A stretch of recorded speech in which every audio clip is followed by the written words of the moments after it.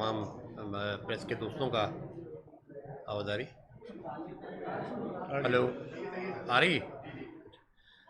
मैं तमाम शुक्रिया अदा करूँगा आप तमाम प्रेस के दोस्तों का कि आप शॉर्ट नोटिस पे भी हमें हमेशा ज्वाइन करते रहे हैं और गुज़िश्ता दिनों के अंदर जितनी भी हमने बातचीत की है उसकी कवरेज आपने अवाम उन्नास तक पहुँचाई है। आज बुनियादी तौर पे हमने आपको तकलीफ़ इसलिए दी कि जो असम्बलियाँ थी वफाकी अपने कौमी असम्बली और सिंध असम्बली, इनको डिज़ोल्व हुए तकरीबन अब 2 हफ़्ते होने को आ रहे हैं, 2 हफ़्ते से बल्कि ज़्यादा हो गए। और इन 2 हफ़्तों के अंदर यकीनन हम लोग देख रहे थे सिचुएशन को। ग्रैंड डेमोक्रेटिक अलायंस की जो लीडरशिप है वो तमाम अपनी नज़रें रखे हुई थी आने वाले दिनों में किस तरीके से एक केयर टेकर सेटअप चलता है। और ये भी हम देख रहे थे कि वो लोग जो गुज़िश्ता 16 महीने से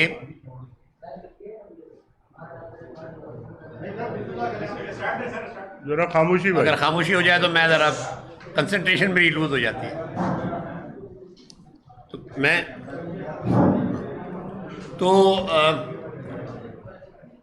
तो हम जो है ना बड़े गौर से सारी सिचुएशन को देख रहे थे और उन जमातों को भी देख रहे थे जो गुज़िश्ता 16 माह से 13 जमाती जो इत्तेहाद जो हुकूमत के अंदर बैठा हुआ था उनकी भी हम उन पे भी हमारी नज़रें थी कि वो अब 16 माह की जो है ना एक कंप्लीट फेलियर जिसको कहते हैं, एक नाकाम हुकूमत के बाद वो किस अंदाज में जो है निकल के बाहर आते हैं। तो सिंध के अंदर हम तो एक ही चीज़ देख रहे हैं कि वो लोग जो 16 महीने के अंदर उस सारी चीज़ के साथ एसोसिएटेड रहे, यानी इज़्ज़तदारी पार्टी के लोग जो सारी वक्त इन 16 महीनों में इस सारे अमल के साथ एसोसिएटेड रहे, वो आज हमें ये सबक सिखा रहे हैं कि जी इलेक्शन 90 दिन के अंदर होने चाहिए। मैं सिर्फ ये याद दिलाने के लिए कहना चाहता हूँ भाई प्लीज़ अगर आप लोग खामोश नहीं होंगे तो मैं डिस्ट्रैक्ट हो जाता हूँ।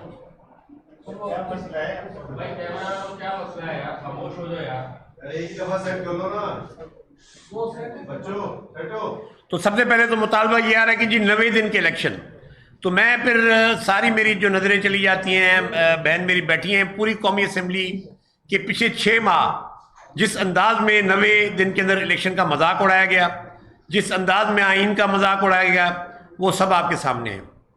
फिर उसके बाद सेंसस में जो इंटरिम फिगर्स हैं और जो कंप्लीट फिगर्स बाद में जब आई, फुल फिगर्स जब आई, तो उसके अंदर मुझे इस बात में बिल्कुल इतराज़ नहीं है कि जी कराची की आबादी को क्यों बढ़ाया गया। यकीनन कराची हमारा शहर है और उसकी आबादी अगर कम गिनी गई थी तो उसको बढ़ना चाहिए था।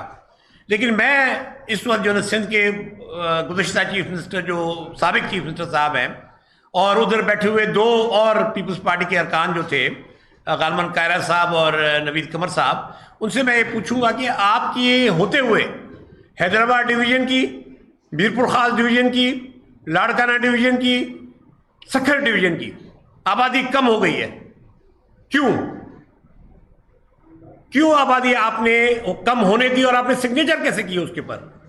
आपने किस तरह जाके जो ना वहाँ पे अंगूठा अपना लगाया और वो लगाने के बाद फिर आप कहते हैं कि जी इलेक्शन जो है 90 दिन के अंदर होने चाहिए। आपने सेंसस के ऊपर जब तयन किया तो फिर इसका मतलब डिलिमिटेशन सेंसस के मुताबिक होनी चाहिए और फिर आपने पावर इलेक्शन कमीशन को दे दिए और गुज़िश्ता पूरे अरसे के अंदर फिर मेरी बहन बैठी है, जिस अंदाज में कवानीन को बुलडोज किया गया है, जिस अंदाज में आपने कवानीन की शक्ल बिगाड़ी है, तो आपने तो खुद इख्तियारात सारे इलेक्शन कमीशन के हवाले कर दिए। तो जब आपने इलेक्शन कमीशन के हवाले सारे इख्तियारात कर दिए तो फिर अब इलेक्शन कमीशन ये चाहता है कि जी हम पहले डिलिमिटेशन करें और फिर जो हम इलेक्शन का शेड्यूल दें। तो अब काहे कि फिर मुझे ये समझ नहीं आ रही कि पीपल्स पार्टी अपने सारे 16 माह के अंदर पूरी की पूरी इन्वॉल्व रही इस सारे अमल के अंदर और अब अपने आप को उससे डिस्टेंस करने की कोशिश कर रही है, अब उससे जो निकलने की कोशिश कर रही है। भाई आपने इस मुल्क के अंदर जो महंगाई का हाल किया है, जो बिजली के बिलों का हाल है, इस हुकूमत ने जिस अंदाज में इस मुल्क की इकोनॉमी को चलाया, तो आप उसमें शामिल रहे हैं। आप किस तरह आज उससे बाहर निकल सकते हैं?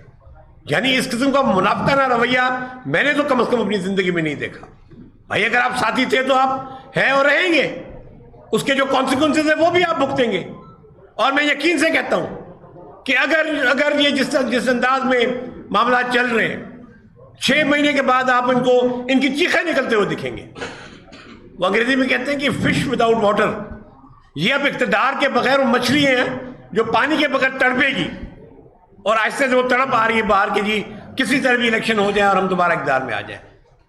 और मैं साथ ही साथ ये बात इसकी मजम्मत करता हूं कि जिस अंदाज में आपने जॉब्स बेचे हैं, 1.5 साल की एडवर्टाइजमेंट के बाद आप जो है ना एहतजाज करेंगे जी लोगों को जॉब्स क्यों नहीं मिल रहे। 1.5 साल आपने उनको रोके रखा, 1.5 साल आपने अपॉइंटमेंट्स नहीं होने दी, और अब जाके अगर सुप्रीम कोर्ट, अगर हाई कोर्ट उस पर स्टे ऑर्डर जारी करता है, आपकी बदनीयती को देखते हो तो आप कहते हैं कि जी उन्होंने क्यों रोके। और सारे के सारे पूरी दुनिया को ये इल्म है, आप किसी भी जिले में चले जाए, हर जॉब जो है ना पैसों पे बिकी है। स्वीपर तक, क्या स्वीपर तक जो है ना उनकी जॉब भी आप बेचते हैं, और ऐसे लोगों को देते हैं जो कि स्वीपर होते ही नहीं हो। म्यूनसिपैलिटियों का जो हाल है आप जाके इंटीरियर सिंध में देख लें, कोई म्यूनसिपैलिटी नहीं चलती, कोई म्यूनसिपल कॉर्पोरेशन नहीं चलती। सफाई का जो हाल है वो सब आवाम को पता है। तो मैं सर इस अमल के अंदर बुनियादी बात जो हम आज कहना चाह रहे थे कि ये जो मुनाफिकाना रवैया है इसको खत्म होना चाहिए। और फिर आगे हमें अभी कोई तब्दीली, मैं केयरटेकर गवर्नमेंट पिछले 2 महीने 2 हफ्ते से जिस तरह हम देख रहे हैं, हमें कोई तब्दीली नजर नहीं आ रही। माफी चाहते हैं, लगता है कि वैसे ही सामान जिससे चल रहा है वैसे ही चलता रहेगा। तो इसको तब्दील होना चाहिए। जो लोग, हाँ आईजी और चीफ सेक्रेटरी आपने तब्दील कर दिए, बड़ी मेहरबानी आपकी, शुक्रिया। लेकिन आगे क्या?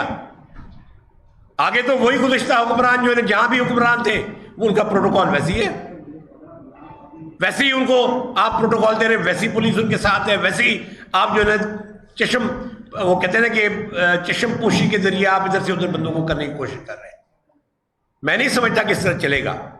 ग्रैंड डेमोक्रेटिक अलायंस, अपनी उसकी तमाम जमातें, हमारे साथ जितने भी दोस्त शामिल हैं, वो तमाम इस सारे अमल को जो है मैं फिर ये कहूँगा, अभी मैं इससे ज़्यादा नहीं कहना चाहता कि ये गुज़िश्ता हुक्मरान जो थे उनको भी, उनके रवैयों को भी, और मौजूदा केयरटेकर जो सेटअप है उसको भी हम बिल्कुल गौर से वॉच कर रहे हैं, देख रहे हैं। और ये जो अगर तमाशा अगर ये आगे बढ़ा तो फिर ग्रैंड डेमोक्रेटिक अलायंस अपनी पोजीशन लेने की पूरी सख्त रखता है। इंशाल्लाह हम आवाम में अंदर जाएंगे और हम ये बताएंगे कि गुज़िश्ता जो कुछ सिंध के अंदर जो 15 साल की जो बदतरीन हुक्मरानी जो रही है, इंशाअल्लाह ताला उसका बिल्कुल जो है अवामी सभा खात्मा करके रहेंगे। आपका शुक्रिया, आपकी मेहरबानी से। इरफानुल्लाह खान मर्रत साहब।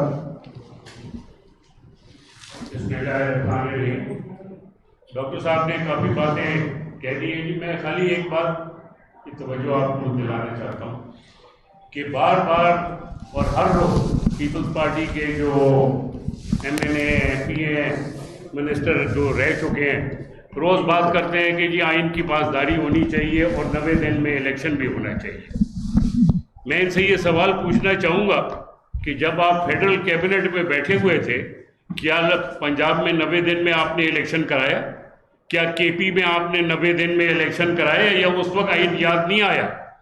ये सिर्फ और सिर्फ ये जो 90 दिन का इलेक्शन है, ये इसका मकसद ये है कि फील्डिंग हमारी लगी हुई है। DIG, additional IG, SP, SHO, commissioner, DC, assistant commissioner हमारे लगे हुए, महकमा तालीम में हमारे लोग लगे हुए, जहाँ से सारा पोलिंग का स्टाफ आएगा।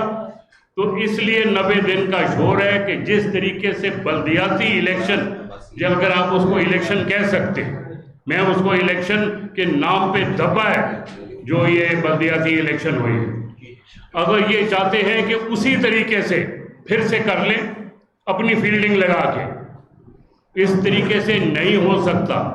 मैं इलेक्शन कमीशन को भी ये कहूँगा कि कान खोल कर सुने हमारी बात, कि अगर ये इसी किस्म के हालात रहे फिर ये इलेक्शन मानेगा कोई नहीं। और ये अगर समझते हैं कि आवाम इनके साथ है तो पता लग जाएगा।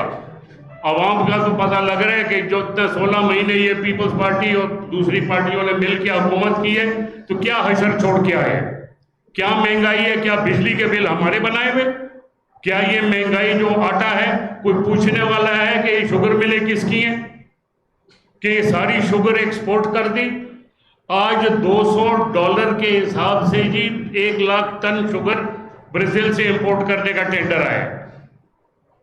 पहले कहते थे कि जहांगीर तरीन खा गया जी, याद है आपको पिछले दिनों ये खुद कहता था इमरान खान कि जहांगीर तरीन खा गया, अब कौन खा गया?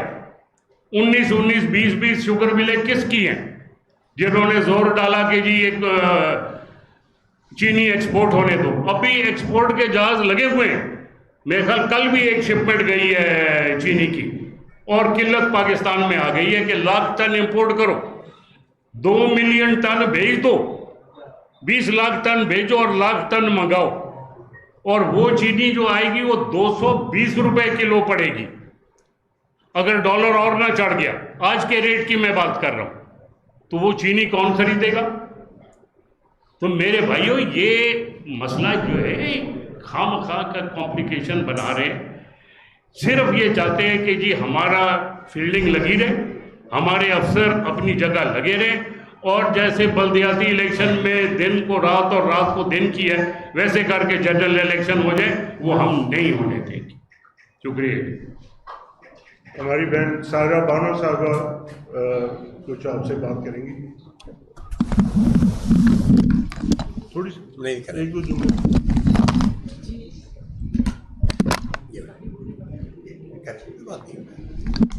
अस्सलाम वालेकुम। आवाज़ है दूर से, लोग आपको नहीं सुनना चाहते। अस्सलाम वालेकुम। काफ़ी सारी बातें अब्बासी साहब और मरवत साहब कह चुके हैं, अब ज़ाहिर है उसको क्या रिपीट करूं। ये उस वक्त जिस वक्त मैं असेंबली में थी और जो लास्ट डेज थे तब भी बोलती रही, और उसके बाद अभी भी मुख्तलिफ जो प्रोग्राम्स में जाके अपनी पार्टी का मौक़िफ़ और जो कुछ मैंने वहाँ पर देखा वो मेरी कोशिश होती है कि मैं बताऊं। तो जो ये सारा कुछ सिनेरियो तो मुझे पता था कि जैसे ही असेंबली डिज़ोल्व होंगी और ये जमहूरियत की अलमबरदार, सो कॉल्ड जमहूरियत की अलमबरदार जमातें अपना वापस से ये चूरन बेचने के लिए आ जाएंगी। सबसे पहले तो ये बात है कि जो इन लोगों ने सारी तरमीम और बिल में हिस्सेदार थे, कोई इनसे पूछने वाला था कि जो आपने सदर से इख्तियारात लेकर वो इख्तियारात इलेक्शन कमिश्नर को दे दिए, तो क्या आपको ये उस वक्त आपके जहन में ये बात नहीं आई कि ये तरमीम क्यों की जा रही है? दूसरा, KPK और पंजाब का जिक्र हुआ, क्या वहाँ पर वो आइन और कानून नहीं था? वो क्या पाकिस्तान के सूबे थे या किसी कर्नाटका के थे या कहीं और के सूबे थे कि जहाँ पर इसको आइन और कानून का बालादस्ती याद नहीं आई? और अगर असेंबली डिज़ोल्व करनी थी तो अपने टाइम पर डिज़ोल्व करके 90 दिन क्यों, 60 दिन क्यों नहीं? आप मेरी तरफ से एक सवाल पूछिएगा कि कभी कोई कॉन्फ्रेंस हो पीपल्स पार्टी वालों से कि 60 दिन क्यों नहीं, 90 दिन क्यों? एक आपने खुद उनको लूप होल दिया, और CCI की मीटिंग, सब उसमें सारा कुछ आपने सब इख्तियारात देने के बाद आप मतलब किसको बेवकूफ़ बना रहे हैं? आप लोगों को, आवाम को, हमें किसको? आवाम को अब शऊर आ चुका है, और अब इनकी बातों में मेरा नहीं ख्याल कि कोई आएगा कि जो ये अब वो ढंडोरा पीट रहे हैं और रोना पीटना मचा रहे हैं कि 90 दिन के अंदर इलेक्शन। और सबसे हैरत तो मुझे ये हुई कि जिस वक्त उन्होंने एहतजाज की कॉल दी, 16 माह आपने बैठ के इक़्तिदार के मज़े लूटे, बहुत अच्छी सी मिनिस्ट्रीज़ ली। मैं आप लोगों को एक और बात बताती चलूँ कि मैं पॉवर्टी एलिवेशन की चेयरपर्सन भी थी। तो पिछले 1.5 साल से, चले 4 मंथ्स वो माइनस कर दें, तो पिछले अगस्त से लेकर ये अगस्त 1 साल जो सिंध को 80 अरब रुपए इमदाद दी गई, जो डॉलर्स में अलग जो 10,000 डॉलर और पता नहीं क्या क्या है, वो मैं उनसे पूछती रहेगी। मुझे इस 1 साल में NDM में, PDM में और DDM में एक चवन्नी पाई का हिसाब भी नहीं दे पाई कि उन्होंने कि वो इमदाद बांटी कैसे है। और आप लोग भी सिंध के मेरे भाई हो, को बहुत सारों का ताल्लुक रूरल एरिया से होगा, तो आपने भी देखा होगा कि वहाँ पर सैलाब ज़दगान की हालत क्या है। तो वो तो मेरे ख्याल में फिर आगे तक के लिए पैसे रखे हुए होंगे। बाकी ये कि ज़ाहिर है जो पार्टी का मौक़िफ़ है वही मुतालबा है कि साफ़ और शफाफ इलेक्शन। अब समझने की ज़रूरत ये है कि ये पार्टी 90 दिन के लिए इलेक्शन, 90 दिन के अंदर क्यों इलेक्शन मांग रही है? इसलिए कि पीपल्स पार्टी कंफर्ट जोन में है कि उनके इतने उन्होंने अपने इंतज़ामात किए हुए हैं, या उनको इतनी श्योरिटी है कि आगे जो इलेक्शन होंगे वो अपने जो उन्होंने इंतज़ामात किए हुए हैं, जो होती है ट्रांसफ़र, पोस्टिंग, AC/DC, इवन जो बल्दियाती इलेक्शन हुए उसमें लग रहा था कि हमारा जो मुकाबला है वो किसी उम्मीदवार से नहीं है, रियासत के साथ है। कि डीसी और पुलिस वालों के साथ है। तो अब ये कंफर्ट जोन में है। नून लीग के बहुत सारे वुज़रा मेरी इत्तला के मुताबिक एक आज किया है और 2-3 कल परसों बैरून मुल्क चले जाएंगे। तो इसका मतलब है कि इलेक्शन का कोई वो नहीं है। और जो सुन रहे हैं, सॉरी मेरी बात लंबी हो गई, जो अभी रिपोर्ट्स आ रही हैं, जो कामरान खान, एजाज सैयद और जो इस्लामाबाद में भी ये सिंध के हालात गूंज रहे हैं कि जो बहुत सारे लोगों का नाम नो फ्लाइंग लिस्ट में ECL में डाला गया है और थोड़ी सी खलबली मची हुई है, तो वो थोड़े पसीने छूट रहे हैं कि 90 दिन के अंदर वापस से इलेक्शन हो जाए, बिकॉज वो कंफर्ट जोन में है और उसके बाद वापस वो इक़्तिदार में आ जाए। तो बस ये कि अगर 90 दिन के अंदर ऐसे ही 2018 वाले इलेक्शन होने हैं कि वो लग रहा था कि काउंट डाउन हो रहा था, कि GDA की टीवी में दिख रहा था कि 10, 8, 7, 6, 3, 2 और 1 के बाद लग रहा था कि कोई कहेगा कैमरे की तरफ देख के हाथ हिला दें, आपके साथ प्रैंक हो गया है। अगर वैसे इलेक्शन है तो खुदारा फिर बस हम ऐसे ही बैठे हुए हैं। और बाकी इन जमातों को ये है कि जो भी ये जो बिजली और महंगाई के लिए निगरान हुकूमत की तरफ देख रहे हैं, ये सब कुछ ये करके गए हैं। और मैं पहले भी कह चुकी हूँ कि खाना आप पका कर गए हो, उन्होंने सिर्फ सर्व किया है और वो निगरानी के लिए आए हैं। और मे बी इंफॉर्मेशन तो नहीं, बट मेरी जो वो है कि मे बी ये टेस्टर हो, मे बी ये टेस्टर हो। अभी तो निगरानी होगी, अभी तो निगरान आएंगे। तो बस ये सारे मामला सही हो जाएं तो सही बात है। बाकी ये अपना चूरन बेचती हैं तो आप लोगों ने ख़रीदना है या बेचना है तो बेचिए। बाकी आवाम और हम लोग तो इसमें नहीं। अब GDA अपना भरपूर किरदार अदा करेगी और हर फोरम पे एहतजाज करेगी। सिंध के साथ जो जुल्म ज़्यादती हुई है, बस अब उसको मेरे ख्याल में ख़त्म होना चाहिए। अब ये सिंध कार्ड खेलने नहीं देंगे उनको। शुक्रिया। मैं सिर्फ आपकी जी इत्तला के लिए जो भी बात हो रही थी, हमने वज़ीर आज़म साहब को भी और वज़ीर आला साहब को भी GDA ने ये ख़त लिखा है कि जी हम आप लोगों से मिलना चाहते हैं और ये जो हालात बिल्डअप हो रहे हैं गुज़िश्ता 2 हफ्ते से और आगे क्या होने वाला है, उस पर हम चाहेंगे कि जी हम उनके साथ मिलकर और उनके गोशगुजार करें कि मामले को ज़रा सीरियसली लें। ये इस तरह लाइट वेट टाइप की जो ना ये जो काबीनाएँ बनी हैं, ये शायद आगे मामला को उस तरह न चला सकें। तो मैं ये यकीन रखता हूँ कि हम चाहेंगे कि हम उनसे मिलें, उनको हम बताएंगे जो ना हालात मुल्क के अंदर किस किस्म के ख़राब हैं और हम उनको अपनी तजावीज़ भी दें। हम चाहेंगे कि केयरटेकर कामयाबी से जो है ना वो इलेक्शन मुनक़्क़द करे और फेयर एंड फ्री इलेक्शन मुनक़्क़द करे। ये कोई ढकोल सा इलेक्शन नहीं जैसे लोकल बॉडीज़ हुए थे सिंध के अंदर। और दूसरी बात ये कि जी इलेक्शन कमीशन जो मुशावरत कर रहा था, देर आयत दुरुस्त आयत, हम तो इंतज़ार में थे, लेकिन आज हमें उनकी तरफ से ख़त आया है कि पीर साहब के साथ पीर साहब पगाड़ा के पास ख़त आज उनका आ गया है कि जी 1 सितंबर को आप लोग आके हमारे साथ मुशावरत करें।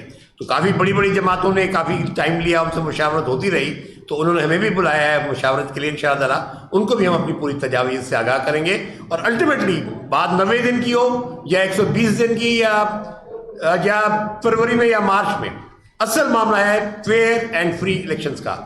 जो इंडियन डेमोक्रेटिक अलायंस ये चाहता है कि इस मुल्क के अंदर आज़ादाना और मुस्तफ़ाना इंतखाबात हों जिसके ज़रिए वो हुकूमतें जो है ना इक़्तिदार में हैं जो ये करप्शन से पाक हों। जिस अंदाज में गुज़िश्ता 8-10 साल के अंदर जो हुकूमतें चली हैं वो बिल्कुल पाकिस्तान को उन्होंने तबाही के किनारे पर पहुँचा दिया। अच्छा डॉक्टर साहब, मेरे यहाँ प्रेस कॉन्फ्रेंस में हमारे सिंध यूनाइटेड पार्टी के नायब साहब उहदेदार हैं, सीनियर वाइस प्रेसिडेंट, और जनाब नवीद पायलट साहब इंफॉर्मेशन सेक्रेटरी हैं, वो भी मौजूद है। मैं उनका भी शुक्रिया अदा करता हूँ।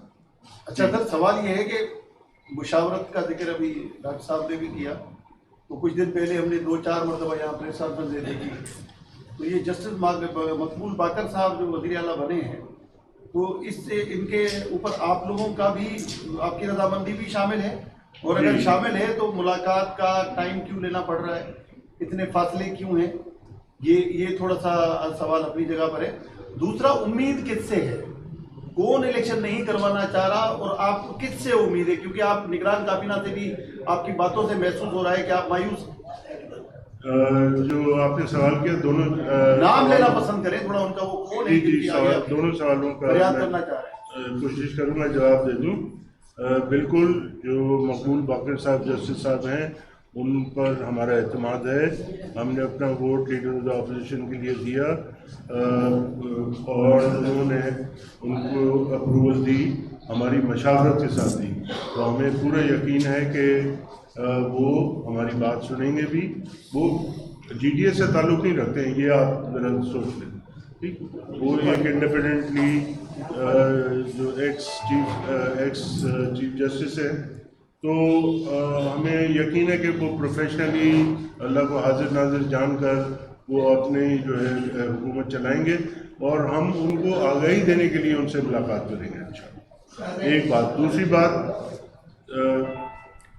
दूसरी बात कि कौन ये ठीक करेगा, अगर मैं कहूँ कि अल्लाह ताला ठीक करेगा तो भी गलत नहीं होगा, लेकिन हमें भरोसा अवाम पर है कि एक न एक दिन जैसे शऊर आ गया है अवाम पे, अब वो कार्रवाइयाँ नहीं इंशाल्लाह उन्हें देंगे।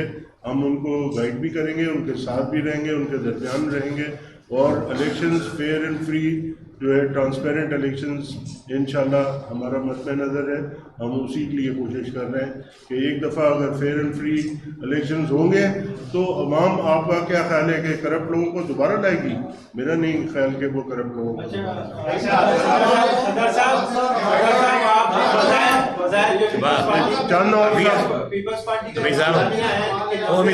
चांद नवाब भाई पहले खड़े हो गए।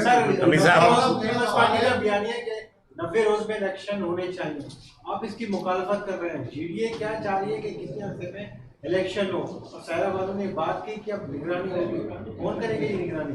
नहीं, आपने बहुत सारे सवाल एक साथ कर दिए, लेकिन पहले जो आप ख्याल था उस पर मैं जवाब दे दूँ कि डॉक्टर सफदर अली अब्बासी साहब ने आखिर में इसको बहुत वाज़ेह कर दिया कि हम मुखालफत नहीं कर रहे 90 दिन की, हम कह रहे हैं कि कल करा लें, लेकिन fair free and transparent election होने चाहिए, जो कि कल हो नहीं सकते, क्योंकि उसका इलेक्शन का प्रोसेस फेयर फ्री और ट्रांसपेरेंट कराने का एक प्रोसेस है कॉन्स्टिट्यूशन में कि आपकी जो सेंसस होगा, उसके बाद हल्का बंदियाँ होंगी, उसके बाद उस पर इतराज़ात मांगे जाएंगे, या इतराज़ात मांगे जाएंगे, और फिर उसको नोटिफाई होगा और वोटर्स लिस्ट बनेगी।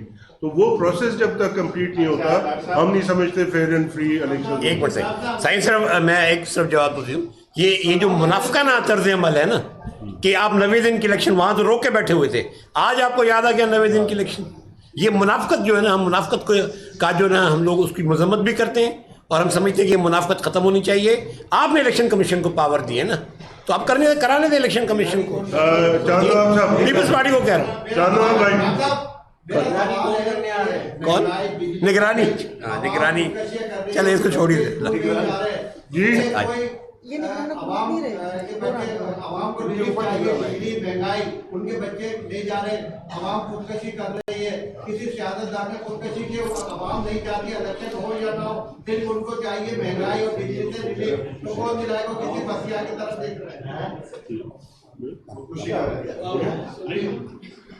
देखें, अवाम, आप ये नहीं कह सकते कि अवाम जो है वो इलेक्शंस नहीं चाहते। महंगाई किस वजह से हुई है, जैसे डॉक्टर साहब ने आपको फरमाया कि ये इस पिछली हुकूमतों की वजह से हुई है, और अगर इसी किस्म के लोग दोबारा इलेक्ट होके आते हैं तो मज़ीद महंगाई बढ़ती चली जाएगी। तो ज़रूरी ये है कि अवाम के सामने ऐसी चॉइस रखी जाए जो कि इस मुल्क को बेहतर तरीके से चलाए और महंगाई पे कंट्रोल कर सके। इनके तो बस की बात ही नहीं है, ये तो IMF के सामने लेटने के बावजूद भी ये महंगाई पे कंट्रोल नहीं कर सके। और आप ये देखिए 2-3 महीने में आपको फिर $6 बिलियन देने हैं, फिर आप क्या करेंगे? एक 1.2 बिलियन के लिए इन्होंने पूरा पाकिस्तान बेचना शुरू कर दिया, तो जब $6 बिलियन देने होंगे उस वक्त क्या करेंगे? इसीलिए हमारा ये मुतालबा है कि जो गैर मुमालिक में इन करप्ट लीडरों के पैसे हैं उनको वापस लाया जाए, ताकि मुल्क को माशी तौर पर उसवार किया जाए। अच्छा डॉक्टर साहब, मेरा सवाल ये है, भाई GDA हमेशा क्लेम करती है अल्टरनेट उनको सिर्फ में पीपल्स पार्टी के बाद, पीपल्स पार्टी की तो बात आपने कर ली, लेकिन आप क्या कर रहे हैं? बेसिक सवाल मेरा ये है कि इलेक्शन 3 महीने या 6 महीने बहरहाल होने हैं, 3 महीने लेट से ही होंगे, चले ठीक है, 90 रोज में ना हो, लेकिन सिंध में अपने आप को अल्टरनेटिव साबित करने के लिए, मुतबादिल साबित करने के लिए GDA क्या कर रही है? ये जो ढीली ढाली जीडीए इस वक्त मौजूद है, आप समझ रहे हैं कि आप पीपल्स पार्टी का मुकाबला कर सकेंगे या कोई ऑर्गेनाइजेशन कर रहे हैं? लोगों के पास जा रहे हैं, वहाँ आपके पास तो नहीं जा रहे हैं, आप कैसे आपको वोट मिलेंगे? जमाल साहब ने जो सवाल किया, इसी से कंटिन्यू मेरा सवाल है। आप कुछ दिन पहले एमपीएम के साथ भी मिला के एक इतिहास बनाने की कोशिश कर रहे थे और फिर मुख्तलिफ लोगों को मिला के एक इजलास भी किया था कि हम एंटी पीपल्स पार्टी इतिहास बनने जा रहे हैं। वो सूरत कहाँ पे पहुंची, एमपीएम इस वक्त कहाँ पे और जिनके साथ आप इतिहास करने जा रहे हैं वो किस पोजीशन में? देखिए जी, इसमें यकीनन आजिज साहब की जो न बात में काफ़ी सारा वजन है। देखिए, ग्रैंड डेमोक्रेटिक अलायंस से मैंने बड़े ओपनली मैंने इस पर बातें की हुई हैं पहले भी, अगर आप चाहेंगे तो मैं दोबारा भी करता हूँ। देखिए जी, सबसे पहली बात तो ये थी कि यकीनन 15 साल की जो पीपल्स पार्टी की हुकूमत है उससे पंजे अपने गाड़े हैं, ठीक है जी, ये पंजे गाड़े हैं, लेकिन सारे के सारे इलीगल अंदाज में, यानी ऑफिसर्स के ज़रिए, पुलिस के ज़रिए, रेवेन्यू ऑफिसर्स के ज़रिए अपने गलत किस्म के जो लोगों को आरोप बना के उन्होंने अपने पंजे गाड़ के जो इलेक्शन जो उन्होंने ये जीते हैं पिछले वाले जीते में आए। ग्रैंड डेमोक्रेटिक अलायंस पहला अलायंस है जो कि कायम रहा। आज तक सिंध के अंदर जितने भी अलायंसेस बने वो इलेक्शन के बाद ख़त्म हो जाते थे। मैं समझता हूँ ग्रैंड डेमोक्रेटिक अलायंस की सबसे बड़ी जो कामयाबी है कि उसने एक इलेक्शन से दूसरे इलेक्शन तक सर्वाइव किया है। और आज भी हमारा निशान, हमने इलेक्शन कमीशन के अंदर अपने आप को दोबारा रजिस्टर करा लिया, सितारा हमारा निशान अब हमें दोबारा मिल गया है और ग्रैंड डेमोक्रेटिक अलायंस कायम रहा है। फिर सेकंड स्टेज में मैं समझता हूँ कि सिंध के अंदर एक यूनिफाइड अलायंस बनना चाहिए।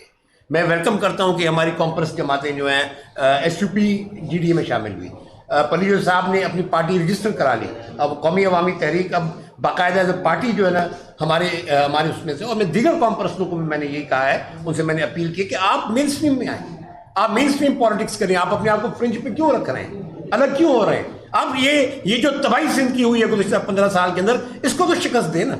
तो वो तमाम दोस्त बहुत हद तक जो है अब हमारे ख्यालात के साथ आ रहे हैं। साथ जो है जो उस दिन आप मीटिंग की बात कर रहे हैं भाई, जो कि मौलाना राशिद सुमरो साहब ने बुलाई, उसके अंदर आप देखेंगे अक्रॉस द बोर्ड स्पेक्ट्रम, उसमें यकीनन मौजूद अब्बासी साहब का भी किरदार था और उन्होंने अक्रॉस द बोर्ड दोस्तों को इकट्ठा किया है। तो सिंध के अंदर एक यूनिफाइड अलायंस बनने जा रहा है। मैं आजिज साहब आपको यकीन दिलाता हूँ, बनने जा रहा है। आप इंडिया में देख रहे हैं, मैं उस दिन भी ये कहा था कि मोदी इंडिया के अंदर एक बिला शक गैर हुक्मरान है, लेकिन आज अगर आप देखें वहाँ पे यूनिफाइड अलायंस बन चुका है। आज मजबूरन होकर सुप्रीम कोर्ट ने फैसला दिया अपने यानी कश्मीर के स्टेटस के हवाले से, मजबूर होकर उन्होंने ख़त्म किया राजीव गांधी अपने राहुल गांधी की उनकी नाअहली जो थी। तो मैं समझता हूँ कि ये चीज़ें जो होती हैं, एग्जाम्पल्स हमारे यहाँ चलते रहते हैं। मैं यकीन से आपको कहता हूँ कि जब भी इस मुल्क के अंदर इलेक्शन होंगे, सिंध के अंदर ग्रैंड डेमोक्रेटिक अलायंस ही होगा जो कि लीड करेगा इस एंटी पीपल्स पार्टी या एंटी जरदारी अलायंस को मैं कहूँगा। इसी के पीपल्स पार्टी है नहीं, ये पीपल्स पार्टी नहीं है, ये पीपल्स पार्टी की को खोखला कर चुके हैं। एक वफाकी जमात को इन्होंने सिंध के 8 जिलों पे आके मौजूद करके रख दिया है। तो ये तो कहाँ से पीपल्स पार्टी है? इसका तो ताल्लुक ही कोई नहीं पीपल्स पार्टी की बुनियाद से। तो मैं समझता हूँ जो एंटी जरदारी अलायंस सिंध के अंदर इंशाल्लाह बनने जा रहा है, मैं आपको यकीन से कहता हूं कि आप देखेंगे कि इलेक्शन में सिर्फ ये थोड़ा सा टाइम पीरियड चाहिए, और टाइम पीरियड इन्होंने दिया है, हमने नहीं दिया। आपने अपने करतूतों से और आपने अपने तरीकों से, अपनी सियासत के से, या जो भी आप कह लें, आपने ये टाइम दिया है सबको। आपकी वजह से ये टाइम जो डिले हुआ है, अगर डिले जो हुआ है तो मैं आपको यकीन दिलाता हूँ इंशाअल्लाह ताला जब वक्त आएगा इलेक्शन का तो भरपूर एंटी जरदारी अलायंस सिंध में मुकाबला करेगा। एक बात मैं जरा ऐड कर दूं, आजिज साहब ने जो सवाल किया था कि आज भी ये हमारी बदकिस्मती है कि मीडिया हमें उस नज़र से नहीं देखता, लेकिन आज भी अगर आप रिकॉर्ड देखें इलेक्शन कमीशन में, जीडी ने 2018 के इलेक्शन में सेकंड लार्जेस्ट वोट गेटर है। पीटीआई एमक्यूएम से ज़्यादा वोट जीडीए ने हासिल किए प्रोविंशियल असेंबली। हम आज भी सेकंड लार्जेस्ट वोट गेटर है, लेकिन आज तो सूरत हाल बिल्कुल बदल गई है, जीडीए के फेवर में आ गई है। और इंशाल्लाह ताला आप देखेंगे कि हमारे मुतहर्रिक लोग इंशाल्लाह ये मैदान मारेंगे और अगली हुकूमत जीडीए की होगी। जी।